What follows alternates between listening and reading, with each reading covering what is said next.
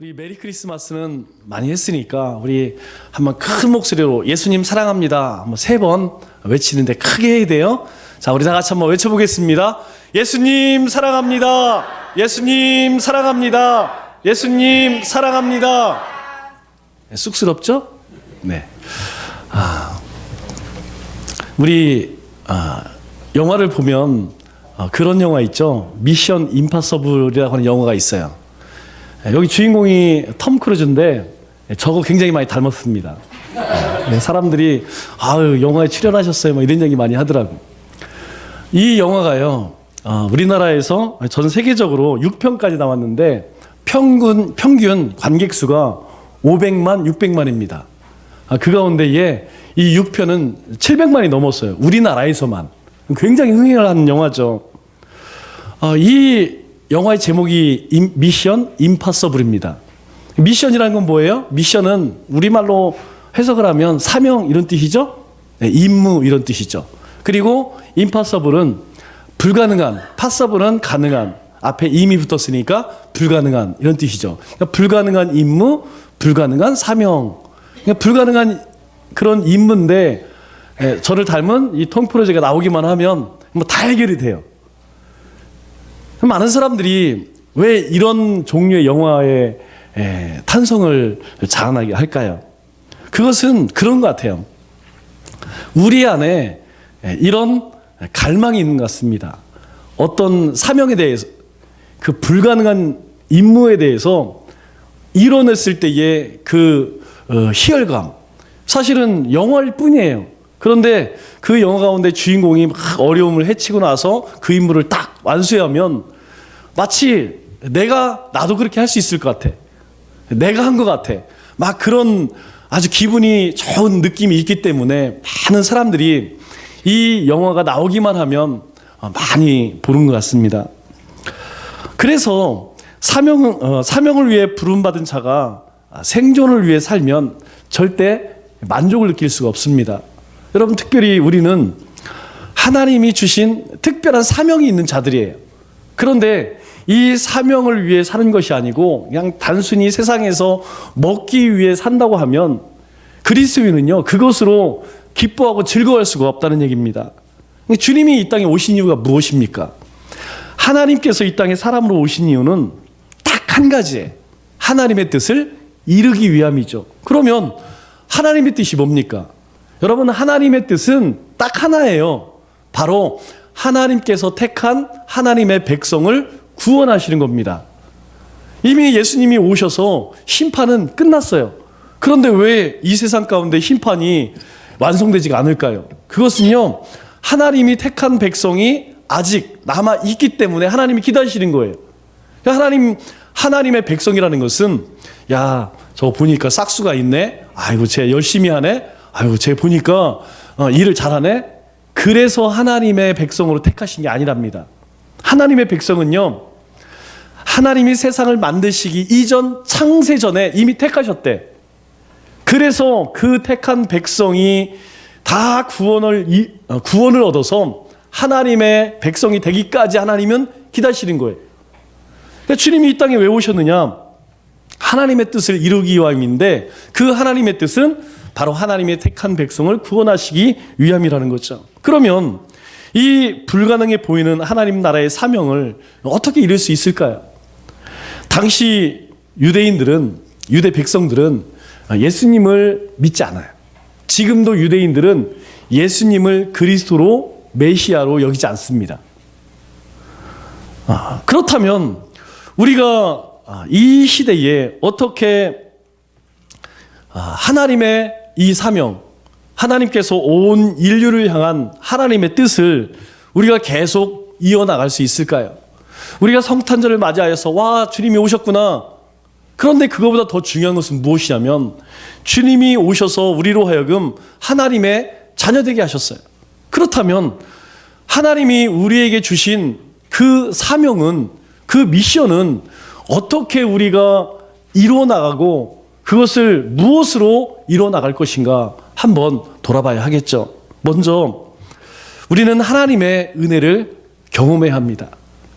우리의 삶 가운데 가장 중요한 것이 무엇이냐면 매일매일 하나님의 은혜를 경험하는 것이에요. 마리아가 살고 있는 이 나사렛이라는 동네는 구약 성경에는 한 번도 언급되지 않은 산골 중에 산골이에요. 제가 이 청주에 살면서 괴산에 있는 목사님들을 잘 몰랐어요. 그런데 괴산을 가보니까 알겠더라고. 이름 그대로 이 괴산은요, 괴산이란데. 괴산은 괴상한 곳이에요. 거의 뭐 강원도 산골 수준이에요. 아주 숭악한 곳입니다. 보면 사람이 그렇게 살만한 곳이 아니에요. 전부 산이 얼마나 많고 산이 얼마나 험한지 얼마 안 되잖아요. 그런데 괴산이더라고요. 여러분, 이 나사렛이라고 하는 동네는 정말 별 볼 일이 없는 그런 산골이에요. 왜냐하면 아주 작은 도시입니다. 불과 한 500명 정도밖에 살지 않아요. 그리고 그 시골 마을, 산골 마을에 살던 이 마리아라고 하는 여인은 불과 10대 소녀예요. 이제 10대 후반 정도, 한 17, 18 정도밖에 되지 않은 그런 소녀에 불과합니다. 뿐만 아니라 마리아는 당시 퇴락한 왕가죠. 다윗의 가문에 속한 아주 가난한, 여러분 생각을 한번 해보세요. 베들레헴이라고 하는, 베들레헴은 뜻이 뭐죠? 떡집이죠. 그 동네는 농사가 잘 되는 곳이에요. 그런데 그곳 살다가 나사렛으로 갔다는 이야기는 형편이 좋아졌다는 거예요? 안 좋아졌다는 거예요? 서울에도 제가 오래 살진 않았는데 서울에 집값이 오르잖아요? 그러면 이상한 현상이 일어납니다. 어떤 현상이 일어나냐면 잘 사는 동네에는 사람들이 계속 몰려요. 그런데 잘 살지 못하는 동네는 가난한 사람들이 계속 몰립니다. 제가 살았던 데가 이 봉천 11동이잖아요. 봉천동 다 아시잖아요. 봉천동 사람들이 봉천동 놀리니까 이름을 바꿔버렸어. 인원동으로. 그래도 대한민국 사람은 인원동이라고 하는 사람이 별로 없어요. 서울 사람들 인원동에 삽니다. 거기가 어디예요? 봉천 11동이요. 아, 관악산 밑에 다 그러더라고. 뭐냐면 다른 동네의 땅값이 오르고 집값이 오르니까 그곳에서 살 수 없는 사람들은 어디로 가냐면 싼 곳으로 자꾸 가는 거예요. 이게 봉천동에서 못 살면 어디로 가느냐? 산 넘어서 안양으로 갑니다. 안양에서 어려운 사람들은 또 밑으로 내려오죠. 그래서 결국은 이 수도권에서 살기 힘든 분들은 이 지방으로 내려오는 거예요. 지방도 마찬가지예요. 이 지방도 이제 우리 잘 사는 동네가 있죠? 우리 저기 예전에는 공단이었는데 막 백화점이 생겼어. 현대대 백화점. 예전에 여러분 아시다시피 거기 뭐가요? 그냥 공단이에요. 지나가면 냄새도 엄청 많이 나고 지금은 나는지 모르겠지만 예전에는 뭐 이상한 냄새도 많이 났어요. 그런데 거기가 지금 땅값이 제일 비싼 데래. 여러분 옛날에 여기 산남동 아무것도 없었어요. 그냥 밭이고 산이었습니다. 그런데 어느 날 갑자기 굉장히 좋은 동네가 됐어요. 여러분 그런 동네가 들어오면 어려운 사람들은 어떻게 되느냐면 자꾸 더 어려운 데를 가는 거예요. 이 세종시가 오니까 이 청주는 좋을 것 같지만 별로 안 좋아요. 왜 안 좋은지 아시죠? 이 대전이나 공주나 이 청주나 좀 사는 사람들, 좀 있는 사람들은 그 동네로 가. 거기가 살기 좋으니까, 거기가 있어 보이니까. 그래서 그쪽으로 가는 대신에 그쪽에 어려운 사람들은 가라는 곳으로 오는 거예요. 근데 베들레헴에 살던 고향이 그곳인 이 요셉은 형편이 어려워지니까 어떻게 해요? 어려운 곳으로 가는 거예요. 그곳이 어디냐면 나사렛이었죠. 당시 이 마리아와 요셉은 서로 약혼한 사이예요.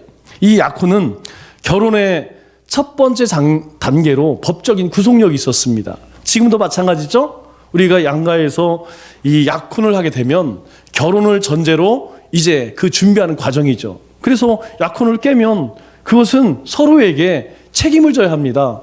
약혼을 깬 사람이 똑같이 위자료를 줘야 하죠.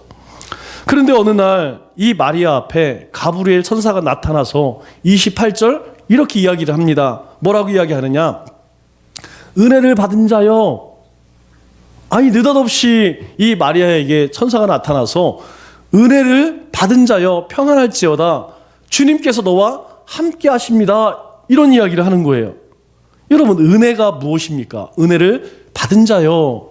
이 은혜라고 하는 말은 아무 공로 없는 자에게 거저 주시는 하나님의 호의입니다. 여러분, 우리도 그럴 때에 있죠. 나하고 그렇게 친하지 않은 사람인데 내가 어려움을 당했을 때 나에게 찾아와서 굉장히 위로가 되는 말을 해주고 또 밥도 사주고, 여러분 그게 뭐냐면 은혜를 입었다고 이야기해요. 그래서 그 은혜를 모르는 사람을 뭐라 그래요? 그 배은망덕한 놈이라고 하잖아요. 배은망덕한 게 다른 게 아닙니다. 은혜를 모르면 그게 배은망덕한 거죠. 왜? 그것은 어떤 대가를 바란 것이 아니고 거저 받은 호의예요. 하나님의 은혜라는 것은 하나님께서 아무 받을 자격이 없어요. 그런데 거저 주시는 호의입니다. 오늘 천사는 마리아에게 뭐라고 이야기합니까? 은혜 받을 자요, 은혜 받은 자요, 은혜를 받은 자요, 이렇게 이야기해요. 이 얘기는 무엇이냐면 이 세상을 만드신 창조주 하나님, 주권자 하나님께서 당신에게 무조건적인 호의를 베풀었습니다. 이렇게 이야기하는 것이죠. 뿐만 아니라 하나님께서 뭐라고 이야기합니까? 그녀와 너와 함께 하시도다, 이렇게 이야기해요. 아니, 마리아는 그럴 만한 일을 한 사람이 아니에요. 그럴 자격 있는 사람이 아닙니다. 정말 별 볼 일 없는, 구약에 한 번도 언급되지 않은 산골에 사는 그냥 소녀예요. 그런데 그 마리아에게 하나님이 은혜를 받을 만한 자여 라고 하면서 하나님께서 너와 함께 하신다, 그렇게 인사를 하죠. 그때 천사는 마리아에게 또 이렇게 이야기합니다. 30절, 31절 보니까 마리아여 무수하지 말라, 내가 하나님께 은혜를 입었느니라. 보라, 내가 잉태하여 아들을 낳으리니 그 이름을 예수라 하라. 이 말의 의미는 무엇이냐면 마리아는 하나님의 은혜로, 하나님께서 거저 주시는 그 호의로 바로 예수를, 아들을 낳을 것이라는 거예요. 예수를 낳을 것이다. 그런데 그 낳을 아들은 누구냐면 바로 다윗의 왕위에 앉아서 영원한 하나님의 나라를 다스릴 메시아라는 거예요. 여러분, 예수라는 이름의 뜻이 뭡니까? 우리를 죄에서 구원할 자라는 뜻이에요. 아니,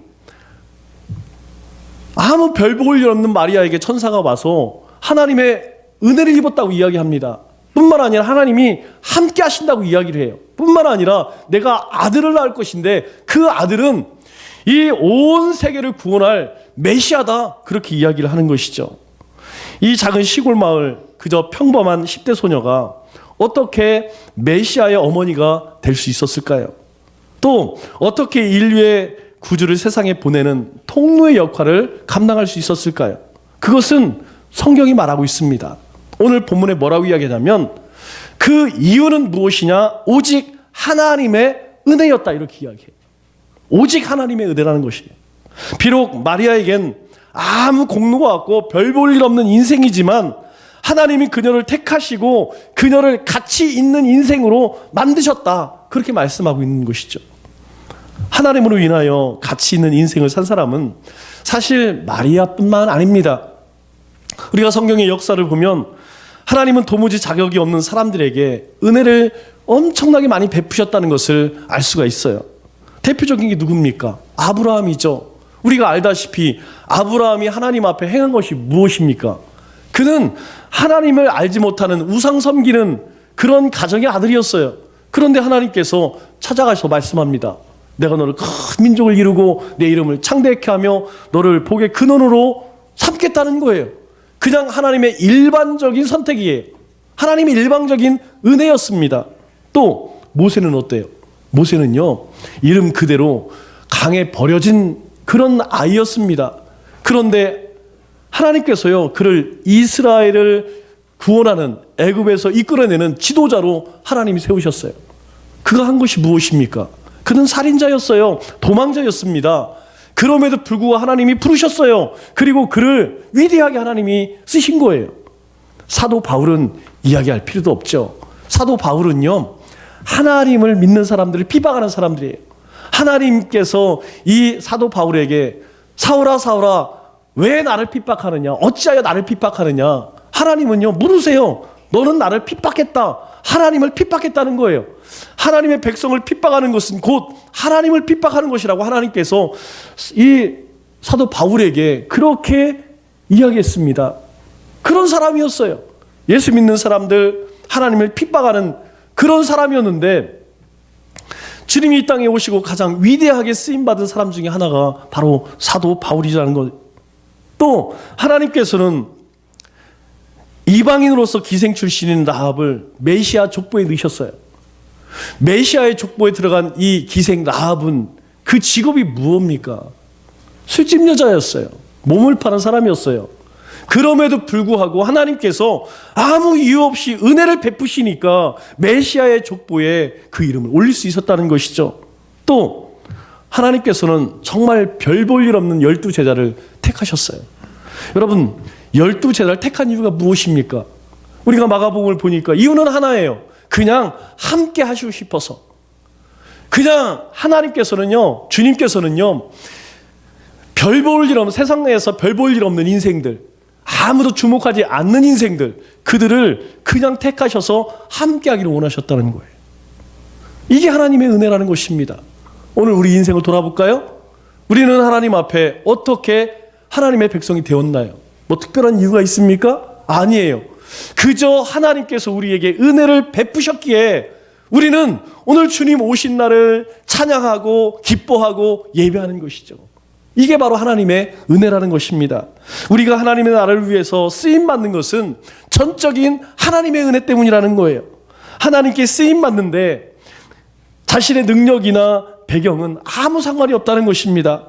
하나님이 은혜를 주시면 사람의 눈으로는 아무리 불가능한 일이라 할지라도 하나님께서 이루신다는 거예요. 사실 하나님은 이미 우리에게 엄청난 은혜를 베푸셨죠. 그 은혜가 무엇입니까? 구원의 은혜입니다. 영원히 멸망해야 할 우리 인생을 영원히 하나님과 하나님의 나라에서 함께 살 수 있는 그런 영원한 생명을 주셨다는 거예요. 그 하나님께서 우리가 이 땅 가운데 사는 동안 하나님의 뜻을 이루시기 위해서 우리에게 무슨 일인들 못하겠느냐? 오늘 이 마리아에게 은혜를 베푸셨다는 것은 그것을 의미하는 거예요. 하나님께서 일방적인 무조건적인 은혜로 우리를 구원하셨다면 그 은혜를 우리에게 동일하게 베푸셔서 우리가 하나님의 뜻을 이루기까지 우리를 사용하지 않겠느냐, 이 말씀하시는 것이죠. 그렇기 때문에 여러분, 우리 자신이 부족하다고 연약하다는 이유로 지레 겁먹을 필요 없어요. 지레 포기할 필요가 없습니다. 좌절할 필요가 전혀 없다는 것이죠. 왜 그렇습니까? 바로 내 힘에 집중하는 것이 아니라, 나에게 집중하는 것이 아니라, 내가 가지고 있는 능력에 집중하는 것이 아니라 하나님의 은혜에 집중하고 하나님의 은혜에 우리가 시선을 돌릴 때에 바로 우리의 삶에는 하나님의 은혜가, 하나님의 놀라운 역사가 넘쳐난다는 것입니다. 그 은혜를 믿고 그 인도하심을 여러분 확신하시기 바랍니다. 그리고 늘 하나님의 은혜를 사모하고 그 은혜에 민감하며 그 은혜로 충만하시기를 주님의 이름으로 축원합니다. 두 번째로, 우리가 하나님 나라와 그리고 하나님 주신 사명을 온전히 감당하기 위해서 우리는 하나님의 능력을 덧입어야 한다는 거예요. 마리아는 천사의 예언에 놀라운 질문을 합니다. 깜짝 놀라죠. 그래서 34절에 이렇게 묻습니다. 나는 남자를 알지 못하니 어찌 이 일이 있으리이까? 아니, 저는 이제까지 요셉과 약혼을 했지만 한 번도 요셉과 손을 잡아본 일이 없는데 어찌 제가 아이를 낳겠습니까? 이건 말이 안 되죠. 이거 우리가 상식적으로 생각해도 말이 안 되죠. 어찌 남자를 알지 못하는데 아이를 낳을 수 있습니까? 이거는 있을 수가 없는 일이죠. 그런데 천사가 35절에 이렇게 대답을 합니다. 성령이 내게 임하고 지극히 높으신 이의 능력이 너를 덮으시리니. 이게 중요한 거예요. 저는요, 도무지 이 일이 일어날 것이라고 저는 믿을 수가 없습니다. 아니, 제가 그럴 일을 했어야지 아이를 갖죠. 그렇게 물을 때에 이 가브리엘 천사가 성령이 내게 임하고 지극히 높으신 이의 능력이 너를 덮으리니, 이 말의 의미가 뭐예요? 이 말의 의미는 이런 의미가 담겨져 있습니다. 마리아의 친척이고 요한의 어머니가 누구죠? 엘리사벳이죠. 이 엘리사벳이 굉장히 고령입니다. 그런데 이 천사를 통하여서 이 마리아에게 무엇이라고 이야기하냐면 내 친척 엘리사벳도 임신하였다라는 이야기를 합니다. 그녀는요 평생 이게 나이가 많아요. 아이를 낳을 수 있는 그런 여인이 아닙니다. 평생 불임이었고 이제 나이가 많아서 자식을 낳을 수 없는 이 엘리사벳도 임신을 했다는 것을 알려주죠. 그래서 이 마리아에게 그 이야기를 하는 거예요. 봐라, 이제는 도저히 아이를 생산할 수 없는 내 친척 엘리사벳도 임신을 하였는데 왜 내가 너에게 그런 기적을 베풀지 못하겠느냐? 성령이 내게 임하고 지극히 높으신 이의 능력이 너를 덮으시리니, 이 말의 의미는 바로 고령의 엘리사벳도 임신케 했는데 왜 처녀인 너를 하나님께서 임신하지 못하게 하겠느냐? 하나님의 뜻을 이루지 못하겠느냐? 그 말씀하시는 거예요. 천사는 37절에 또 이렇게 이야기합니다. 대저 하나님의 모든 말씀은 능하지 못하심이 없느니라. 이 말의 뜻이 뭐예요? 하나님의 말씀은 하지 못할 일이 없다는 거예요. 다 하실 수 있다는 거예요. 하나님께는 불가능이 없다는 거예요. 하나님께서 작정하시고 하나님께서 말씀하신 것들은 반드시 하나님께서 우리가 상상할 수 없는 방법으로 이루신다, 이 말씀하는 것이죠. 마리아에게 약속했습니다. 그리고 천사가 이 말씀을 해요. 그 의미가 무엇입니까? 하나님의 약속은 반드시 확실하게 이루어질 뿐만 아니라 하나님에게는 어떤 불가능도 없다라는 것을 확인시켜주는 말씀이죠. 마리아는 오직 하나님의 능력으로 처녀의 몸으로서 메시아를 잉태했습니다. 우리도 마찬가지라는 거예요. 우리 힘으로는 하나님의 나라를 위해서, 하나님을 영화롭게 하고 하나님의 영광을 위해서 우리는 살아갈 수 없는 존재라는 것이에요. 하지만 하나님의 능력을 덧입으면, 하나님의 은혜가 우리 가운데 임하게 되면, 하나님의 능력 가운데 살게 되면 우리의 능력을 뛰어넘는 일이라 할지라도 그것을 얼마든지 감당할 수 있다라는 것을 말씀해 줘요. 제가 2008년에 대전에서 제천으로 이사를 갈 때에 그때도 이삿짐 센터는 있었는데 이 제천에 장로님 한 분이 그 화물차 운전하시는 분이 계셨어요. 그래서 그분이 짐을 옮겨준다고 해서 이제 청년들이 오고 이제 성도들이 와서 막 이삿짐을 쌌죠. 그런데 나중에 가서 이삿짐을 풀려고 보니까 식탁에 다리 하나가 없어. 이 농이고 뭐고 성한 게 별로 없어요. 이 아마추어들이 아무리 짐을 잘 싸고 옮긴다고 해도 한번 툭 걸리면 문짝이 뚝 떨어져 버려. 그런데 이제 혼날까봐 미안하니까 얘기도 안 해. 그리고 얼른 날르고 다 가버려. 아니 짜장면이라도 좀 사주고 싶은데 가버렸어요. 나중에 보니까 이유가 있더구만. 이 성한 물건이 별로 없어요. 이사를 많이 다녀보신 분들은 아십니다. 이사를 한번 갔다 오면, 이렇게 한번 옮기고 나면 하여튼 나만 남는 게 별로 없어요.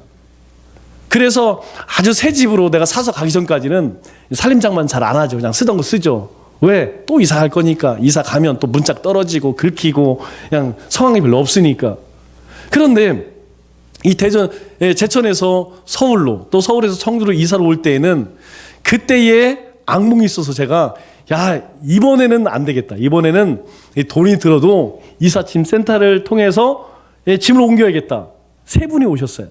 그런데 이 세 사람이요, 10사람, 15명이 와서 하는 것보다 더 빠른 시간에 얼마나 깔끔하게 그냥 포장을 착착착 해갖고, 놀라운 것은 여러분, 내가 집에 해놨던 그대로 이사 가잖아요? 그 집에 똑같이 해놔. 대단한 사람들이에요. 그냥 컵이 어디에 올려놨으니까지 똑같이 그렇게 옮겨놓더라고요. 그리고요, 나중에 다 검사를 해보래요. 혹시 긁힌 거, 부서진 거 있는지 확인해보래요. 없습니다. 얼마나 깔끔하게 마무리를 잘 짓는지. 두 분은 남자고 한 사람은 여자예요. 세 분이 왔는데도 10명, 15사람이 한 것보다 더 깔끔하게 그렇게 이사를 하더라고요. 이게 프로와 아마추어의 차이예요. 저는 이 하나님의 능력을 생각할 때에 이런 것이라고 생각해요. 아마추어는요, 아마추어예요. 아마추어는 아무리 잘해도 아마추어예요. 그러나 프로는 다릅니다. 프로는요, 아마추어하고 비교가 안 돼요. 하나님은 능력이 무한하신 분입니다. 하나님에게는 불가능이 없으세요. 약하고 부족한 어떤 인생이라 할지라도 하나님의 손에 붙들리면 그 인생은 달라질 수밖에 없다는 거예요. 중요한 것은요, 그것이 하나님의 능력이지 내 능력이 아니라는 사실입니다. 오늘 우리 삶 가운데에 어떤 일들을 할 때에 많은 일들, 또 많은 역사들이 일어나요. 여러분, 이것은 내 능력이 아니라는 거예요. 이것은 하나님의 능력이라는 겁니다. 우리가 하나님께 약함을 고백했기 때문에, 우리가 하나님께 연약함을 고백했기 때문에 하나님께서 내 인생 가운데에 이 능력을 드러나게 하셨다는 거예요. 기도원 같은 겁쟁이도 하나님의 손에 붙들리니까 어떻게 됩니까? 용사가 되었어요. 여러분, 기도원은 정말 성경에 손에 꼽는 겁장입니다. 하나님을요, 한 번, 두 번, 세 번씩이나 시험을 해요. 하나님 진짜로 그렇게 하실 것인지 한번 요 손만 빼고 이슬을 내려주세요. 그 다음에는 하나님 정말 죄송한데요, 다른 데는 이슬을 내리지 말고 요 소매만 한번 해보세요. 그런 사람이 기도원이었어요. 그런데 그가 용사가 됩니다. 용사가 된다니까요. 한 줌도 안 되는 내 능력과 힘을 자랑하거나 여러분 그것으로 어떻게 해보려고 하는 것, 이거보다 어리석은 삶이 없어요. 나에게 조금의 능력이 있다고, 나에게 조금의 인맥이 있다고, 물질이 있다고, 권세가 있다고, 그것 붙드는 그 인생만큼 어리석은 인생이 없다는 것이죠. 오늘 마리아가 어떻게 해서 하나님의 사명을 이룰 수 있었을까요? 그것은요, 오직 하나님의 능력을 덧입었기 때문이라는 거예요. 여러분들이 세상에서 삶의 터전에 살든 가정의 일이든 또 교회의 사역이든 꼭 기억하세요. 하나님께서 능력 주시면 우리는 불가능이 없다는 사실입니다. 마지막으로 우리는 하나님의 뜻에 순종해 자신을 온전히 드릴 수 있어야 합니다. 평범한 시골 소녀 마리아가 어떻게 예수님의 어머니가 될 수 있었을까요? 38절 볼까요? 38절 말씀을 보니까 이렇게 이야기합니다. 마리아가 이르되 주의 여종이 오니 말씀대로 내게 이루어지이다. 여러분, 정말 놀라운 고백입니다. 이 고백이 무슨 말입니까? 저는요 그저 주님의 종입니다. 저는 주님의 종입니다. 그냥 말씀대로 주님께서 하시기로 원하시는 대로 그렇게 하옵소서. 저는 그저 순종하겠습니다. 주님의 뜻이라면, 그것이 주님이 원하시는 일이라면 저는 그저 그 말씀에 순종할 뿐입니다. 그렇게 고백을 하고 있어요. 그녀는 자신을 뭐라고 이야기한다고요? 자신을 주님의 여종, 주님의 종입니다. 저는 아무 권한도 없는 그저 종일 뿐입니다. 그리고 하나님의 말씀을 이루는 일에 제가 제 자신을, 제 삶을 드리겠습니다. 그렇게 결단하고 고백했다는 사실이에요. 이 결단은 그리 쉬운 일이 아닙니다. 우리가 지금 이 사회에서 처녀가 잉태하는 것이 그냥 아무렇지도 않은 그런 사건이지만, 여기 계신 우리 어르신들 20년, 30년 전에 처녀가 임신을 했다? 그건요, 고개를 못 들고 다녀요. 정말 동네 창피한 일이었다니까요. 2000년 전에 이 사건은요, 파혼을 당해도 남을 일입니다. 정말 부도덕한 여자로 세상 사람들의 조롱과 멸시의 대상이 될 수밖에 없는 그런 사건이에요. 또 율법은 더 무섭습니다. 율법은요, 불륜에 빠진 여자를 뭐라고 이야기해요? 돌로 치라. 자칫하면요, 약혼한 이 마리아가 임신했다는 것은 돌 맞아 죽을 만큼 큰 죄였다는 사실이에요. 운이 좋아서 살아남았다고 해도 당시의 문화를 볼 때에 이 마리아가 세상에서 평생을 살아갈 수 있을까요? 우리말에 그런 말 있죠. 팔자가 세다, 그런 얘기 있죠. 팔자 세다. 아마 이 마리아는 요셉과 결혼하지 못하고 세상 가운데 아마 그 동네에서 못 살겠죠. 그렇다 할지라도 이스라엘 어느 곳을 가든지 그 소문 안 나겠어요? 저 여자 약혼했는데 임신했던 여자래. 팔자 센 인생을 살 수밖에 없는 것이죠. 그럼에도 마리아는요, 하나님의 말씀과 뜻에 순종하기로 결단했다는 거예요. 희생을 감내하고 대가를 지불하고 또 순종의 태도로 기꺼이 하나님께 헌신하겠다. 그렇게 하나님 말씀에 순종했다는 것입니다. 우리도 그럴 수 있어야 한다는 것이죠. 그럴 때 우리는 하나님의 사명을 우리가 온전히 이룰 수 있는 것입니다. 하나님의 은혜를 덧입고 그리고 하나님께서 우리에게 능력도 주신다고 말씀하셨어요.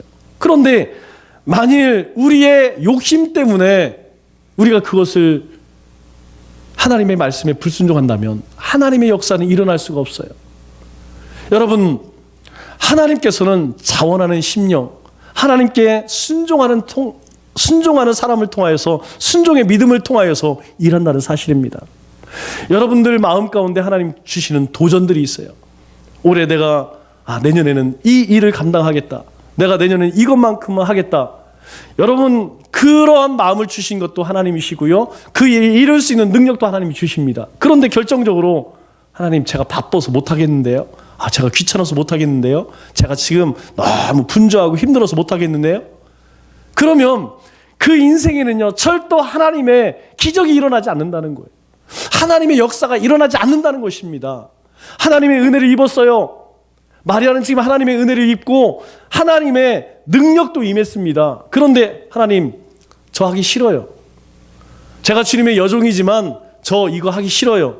제가 지금 약혼했는데 동네 창피하게, 그리고 파혼당해요. 그리고 제가 어디 가서 어떻게 살겠어요? 라고 거부했다면 그는 절대로 메시아의 어머니가 될 수 없었다는 것이죠. 우리의 문제가 무엇입니까? 우리의 문제는 상황의 어려움이나 자원의 부족이 아니라는 사실이에요. 아무리 약하고 가진 게 없고 부족하고 상황이 어렵다 해도 여러분, 지금 마리아보다는 낫습니다. 우리의 상황이 아무리 어렵다 해도 지금 이 상황보다는 낫다는 거예요. 문제는 순종과 헌신이 우리의 삶에 부족하다는 것이죠. 내 운명을 하나님께 맡기고 자신을 하나님 나라의 사명을 위해서 드리지 않는 것, 그것이 사실 우리의 가장 큰 문제라는 것입니다. 우리는 내 계획과 하나님이 원하시는 삶 사이에서 어떻습니까? 나와 하나님의 계획 가운데에서 이거 하잖아요. 계산해 보잖아요. 요거 하면 하나님이 나에게 얼마나 복을 줄까? 요거 안 하면 얼마나 손해가 될까? 우리는 늘 계산하고 그리고 고민하게 돼요. 하나님께서 우리에게 은혜 주셨을 때에, 감당할 수 있는 능력 주셨을 때에, 주님, 제가 여기 있습니다. 제가 한번 해보겠습니다. 이러면 하나님의 역사가 일어나는데 우리는 먼저 계산해요. 요거 하면 내가 시간을 많이 들여야 되는데, 노력도 많이 해야 되는데, 요거 하게 되면, 내가 요거 맡게 되면 자꾸 귀찮아지는데, 그리고 이거 하려면, 그리고 머리도 아프고 막 사람들 잘 말도 안 듣고 힘든데, 사실 이게 우리의 삶에 먼저 앞선다는 것이죠. 손해를 보지 않으려고 어떻게 합니까? 먼저 안전지대에 들어가서 거기에 머물어요. 여기 있으면 그냥 내가 편안하게 신앙생활 잘할 수 있겠지? 이렇게 살아가도 되겠지? 이것이 우리의 삶의 진짜 문제라는 거예요. 그러나 우리가 이 마리아를 통해서 보듯이 하나님은요, 누구나 쓰십니다. 여러분 그거 기억하세요. 하나님은 누구나 쓰십니다. 그러나 아무나 쓰시지는 않는다는 거예요. 하나님은 누구나 쓰시지만 아무나 쓰시지 않는다는 거예요. 하나님은 하나님에 대한 우직한 신뢰 가운데 하나님의 뜻에 순종할 뿐만 아니라 자신의 운명을 하나님께 맡기고 사명에 헌신한 바로 그 사람을 쓰신다는 거예요.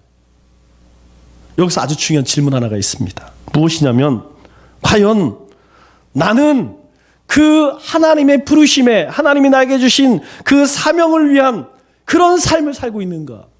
우리가 주님이 오신, 여러분 이미 우리는 주님이 오심으로 인하여서 구원 다 받았어요. 하나님의 나라를 이미 기업으로 얻었어요. 그렇다면 우리는 그 부르심에 합당한 삶을 살고 있느냐? 우리는 그 하나님이 우리에게 주신 사명을 잘 감당하는 그런 사명자의 삶을 살고 있는가? 우리 스스로에게 한번 물어봐야 한다는 것이죠. 만일 그런 도전이 있다면 그것은 우리를 향한 하나님의 부르심이라는 것, 하나님께서 우리에게 주신 사명이라는 것입니다. 그렇기 때문에 의당 오늘 마리아처럼 기꺼이 하나님 앞에 순종하는 삶을 살 수 있어야 한다는 것이죠. 왜 그렇습니까? 하나님은요 우리에게 이렇게 말씀하세요. 너희는 먼저 그 나라와 그 의를 구하라. 그리하면 이 모든 것을 너희에게 더하시리라. 이렇게 말씀하세요.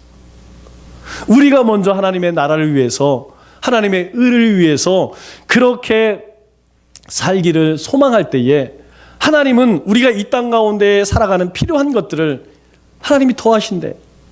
더하신다는 의미가 무엇입니까? 우리가 노력하지 않아도 하나님이 덤으로 주시는 선물이라는 거예요. 혹시 하나님께서 여러분에게 무엇을 원하시는지 알고 계신가요? 하나님은 왜 나를 하나님의 백성으로 삼으셨지? 아직도 그런 고민하고 계신가요?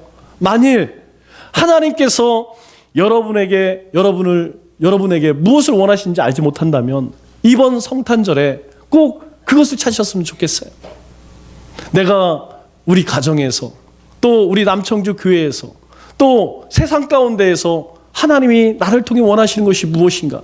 그냥 먹고 사는 그것 때문에 하루하루 헛헛거리며 사는 것이 아니고, 이제는 주님이 이 땅에 오시며 은혜를 덧입고 하나님의 권능을 덧입고 또 하나님 앞에 기꺼이 순종한 이 마리아처럼 우리가 하나님의 나라를 위해서, 하나님의 그 부르심을 위해서 우리의 사명이 무엇인지 분명해질 때에 하나님은 우리를 쓰신다는 거예요. 말씀을 맺도록 하겠습니다. 오늘은 2019년 전 아기 예수님이 오신 날입니다. 우리의 구주이자 하나님의 아들이신 예수님께서 어떻게 오실 수 있었을까요? 마리아는 이렇게 고백을 합니다. 나는 주님의 종입니다. 당신의 말씀대로 이루어지기를 바랍니다. 라고 그렇게 응답했어요. 마리아는 하나님의 은혜를 경험했고 또 하나님의 능력을 덧입었습니다. 그리고 기꺼이 하나님의 뜻에 순종했다는 사실입니다. 이제 우리 남청주교회 모든 믿음의 권속들이 이 시대 사명자로 세움을 받아야 합니다. 주님 오신 날 우리가 다시 세워야 할 것은 바로 이 믿음의 역사와 사랑의 수고와 소망의 인내라는 사실입니다. 아기 예수님 오심을 축하하며 다시 한번 사명자로 다짐하고 결단하는 우리 남청주교회 모든 믿음의 권속들 다 되시기를 주님의 이름으로 축원합니다.